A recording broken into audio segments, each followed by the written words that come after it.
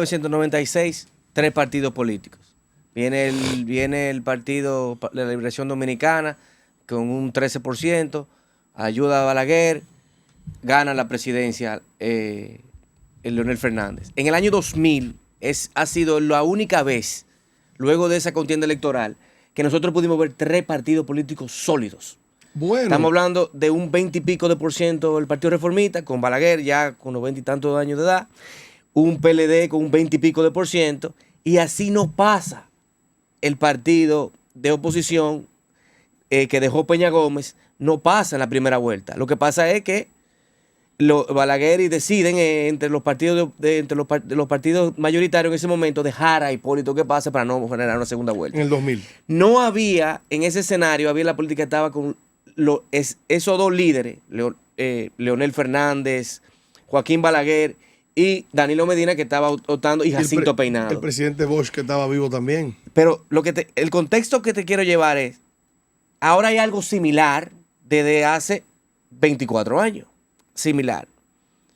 Pero no concitó el apoyo de esos 2 partidos mayoritarios y por eso no hubo segunda vuelta.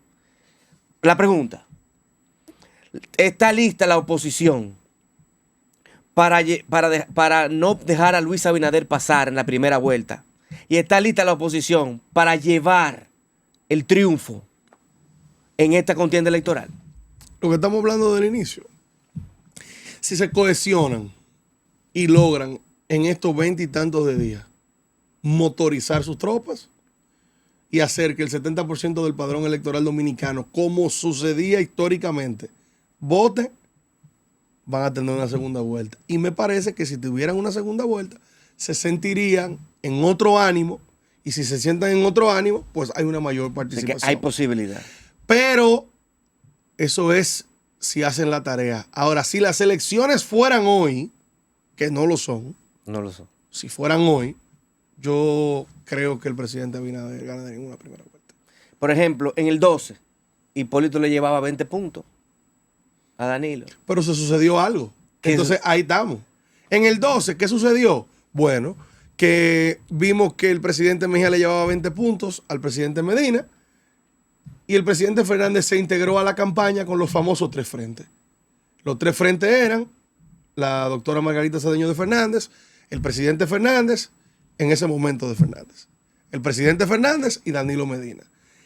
Esa triada en la calle, con las realizaciones de gobierno que podía presentar el presidente Fernández, con el apoyo de la imagen que tenía en ese momento la doctora Margarita Cedeño en su rol de primera dama, y con la capacidad de trabajo político que tenía Danilo Medina, pues evidentemente fue impactante.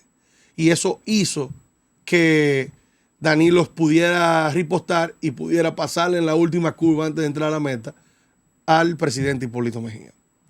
En cuanto al año 2004, que a la gente se le olvida, sí hubo una participación de 3 partidos.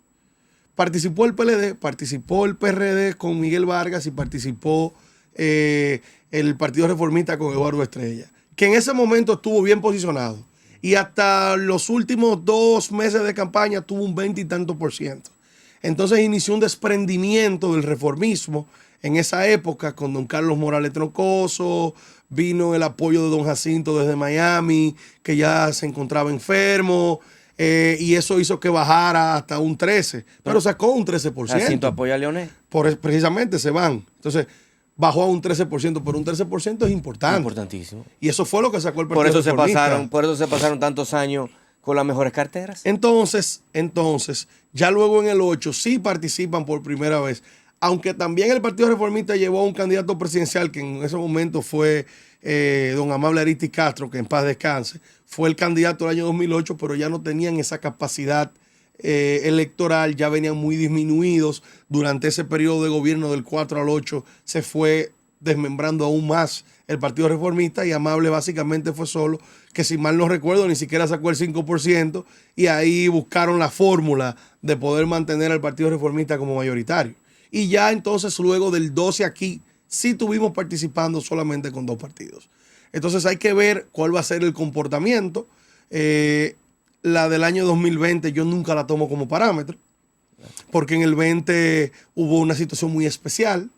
que se dieron varias cosas que confluyeron para que la victoria de la oposición fuera contundente, cosas que iniciaron en octubre del 19 con la salida del doctor Leonel Fernández del PLD, luego en febrero con la suspensión de las elecciones, luego la alianza que fue totalmente transversal, que tuvo la oposición, que ahí sí se vio motorizada, donde el presidente Fernández visitaba una provincia y se subía con su candidato a senador, y luego el presidente Abinader visitaba la misma provincia y volvía y se subía con el mismo candidato, donde los candidatos a diputados estuvimos todos aupando a esos candidatos. Ahí fue que a mí me tocó, y ya ahí tú veías una oposición motorizada, una población que estaba cansada de esos 4 periodos de gobierno del PLD de manera consecutiva, y desde luego ahí hubo un impacto que fue favorable.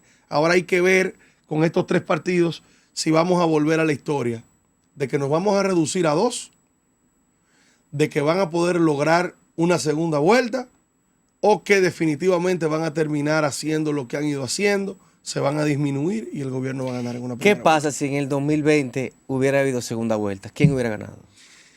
Mira, en el 2020 ni siquiera debió haber una primera.